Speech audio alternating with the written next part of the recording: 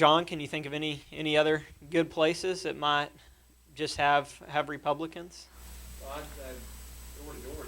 Door to door. Yeah. You have to be really careful when you're going door to door how to present yourself and how you present your questions to make sure that you know that person is going to be voting Republican. You have Sure. to know that. So you can't go up to them and say, have you registered to vote? And they say, no, I haven't registered to vote yet.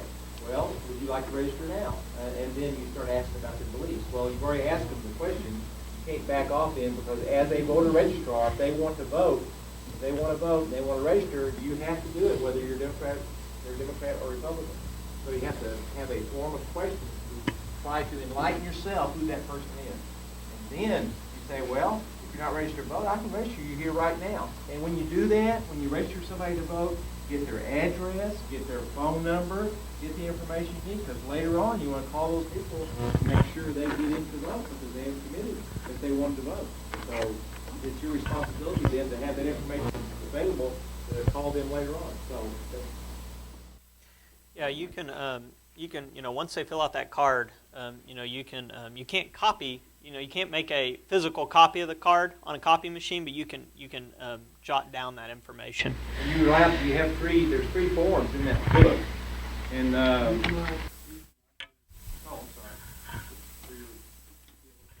sorry.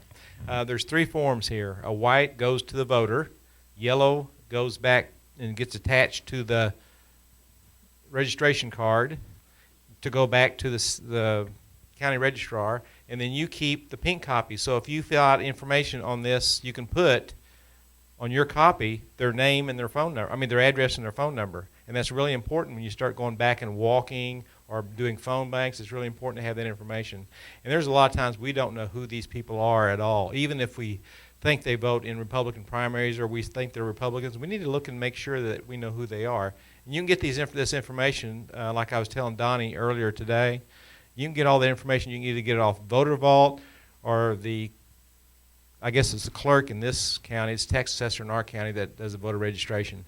So you can get that CD from them to find out their voting history. And then if they aren't on that list, then that's the people you can go to the house to find out, who they are, and then register them if they're Republicans. Yeah, and Voter Vault can be tricky because they're already registered to vote, but it kind of goes back to, like I said, don't be afraid to be stereotypical. You can take a 70% Republican precinct and pull a list off Voter Vault and see what homes don't have somebody registered at. Don't be afraid to knock on those doors and ask them questions, because the likelihood that they're like their neighbors is very, very high. So, like I said, just be stereotypical. Churches, organizations like that, organizations that bring, conservatives out. It's a great way to identify people. Make sure you're asking them questions, intelligent questions. Make sure you're asking them questions before you ask them if they want to register to vote. And don't deny anybody, registering to vote. I think that voting is important. I think we can all agree that Republican or Democrat. Yes, ma'am. Yes, ma'am. I believe so. Because when we go knock doors after you've been in a conversation with somebody, it's quite normal to say, well, are you registered to vote? Sure. Sometimes they'll even volunteer the information. Well, I'd vote for you, but I'm not registered. I just wondered at that time, but we pull out our card.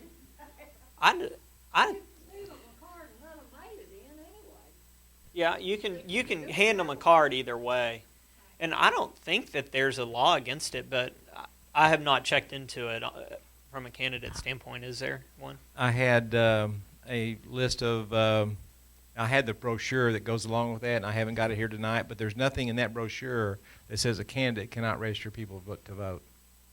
So if you're already in office, I haven't seen that on the brochure, or if you look at the oath of office, the certificate of appointment, the application, I don't see anything on there that says you can't be. I've had that happen. I knew I was walking away from a vote, and I'm like Rosemary. I probably could have left them a card, but it would be so much better if I could Yeah, absolutely. Go walk down the hall at the courthouse and check. But I'm absolutely.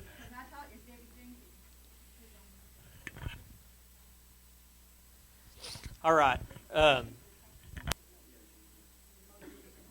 Canvassing voters in your precinct, collect their contact information and take notes on their affiliations on issues. I'm about to read quite a few different affiliations, but were they, are they pro, are they in favor of the Second Amendment, things like that. Are they pro-life? Are they pro-choice? Are they, like John was saying, are they pro-life except for, in the instance of harm to a woman, know how they are on issues. When you get those, if you're on Voter Vault, put that into Voter Vault. We have those affiliations all in Voter Vault. Voter Vault is a great tool, but it's really only as good as the precinct chairman in a particular county make it. If nobody ever goes into Voter Vault and tags people with affiliations, or candidates never go in and put, supporters or non-supporters, then really come election time really doesn't do anybody good. Be careful in a primary, because everybody can see that information. So candidate, Republican candidate has a Republican challenger and he's tagging everybody supporter or not supporter, his opponent can see that. But strategically think about that. But if you want to do it in the general election, Voter Vault is only as good as you make Voter Vault.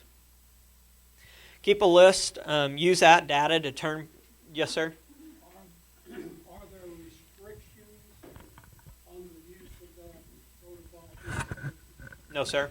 Well, Anyone can use that information? anyone, as long as if the county chairman signs off on it, anybody can use that information. Is how it works is you get access. If you're a precinct chairman, you get access to your precinct, so you can pull up and look at everybody in your precinct.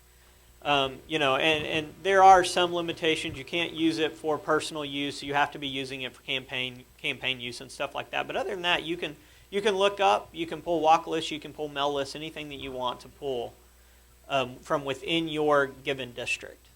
Okay, so I would have access to my precinct Mm-hmm. only? Mm-hmm. Yes, sir. Okay, thank you. And if the county, whatever the county chairman signs off on is what you'll have access to. So some people will have countywide access. I have statewide access because I do it statewide. Precinct chairman typically get precinct. Candidates get their districts. Commissioners get only their commissioner's district. Things like that. Identifying Republican voters, we always want to know their name and contact information. Email is very, very important. Make sure you're getting everybody's email. It's the easiest, fastest way to communicate with people. We can email 100,000 people. In fact, I did this today. We emailed 100,000 people out of the RPT today in 5 seconds, 6 seconds or something like that. It would have taken us days to phone all of those people. So make sure that you're getting everybody's email. Party affiliation. Are they Republican or Democrat? That's obvious. Independent or undecided. These are going to be your swing voters. Most, you can figure that at least in Texas, the pendulum is swung as far left as it's going to swing, and it's going to swing back over the next couple election cycles. We can already see it coming back our way. So undecided swing voters are typically going to be ours, but we need to identify them. Are they new people that are a part of the Tea Party movement? Those people need to be registered to vote. A lot of that movement is not registered to vote because they really kind of have been, laying in the woodworks and not really being politically active. Important issues: gun rights, property rights, fiscal conservatism, school vouchers issue, immigration, things like that. Things that are Republican issues, we need to make sure that they understand all of those, or not understand them, but that they're on our side of the fence with those. Demographic information, occupation. Where do they work? What kind of job do they do? Are they in a union? Things like that. Ethnicity, marital status. Are they a parent? Are they a veteran? You'd be surprised that the amount that you can kind of figure out about a person just by asking these kind of general information that everybody will volunteer up. We in Voter Vault, we also have this thing called national micro-targeting, where we take every single person in the state of Texas and we divvy them up by how they live their lives, and then from that we associate them as Republican or Democrat. So we'll take a woman that has 3 kids and drives a BMW and she's a Republican, and we'll take another woman across the street that drives a Lexus and only has 1 kid and make her a Democrat. And so, you'd be surprised the amount of stuff that you can, that you can figure out about a person just by asking them general information.